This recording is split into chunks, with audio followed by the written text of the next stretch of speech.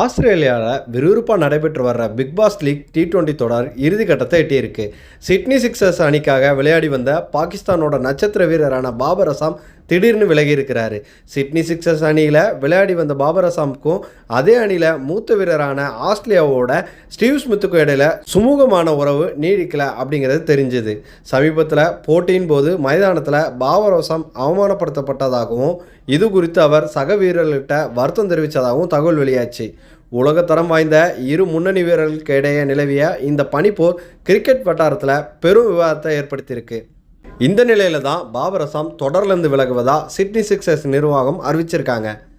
இது குறித்து அந்த அணி வெளியிட்டுள்ள அறிக்கையில் சிட்னி சிக்ஸர்ஸ் அணியின் முக்கிய வீரரான பாபர் அசாம் நடப்பு பிக் பாஸ் தொடர்லேருந்து விடைபெறாரு.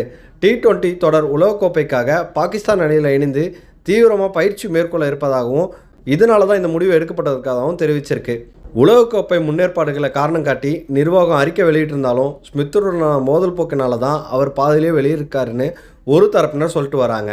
மேலும் இந்த தொடர் இறுதிக்கட்டத்தை எட்டியிருக்க நிலையில் பாபர் அசாம் விலகியது சிட்னி சிக்ஸர்ஸ் ரசிகர்களிடையே அதிர்ச்சியை ஏற்படுத்தியிருக்குன்னு தான் சொல்லணும்.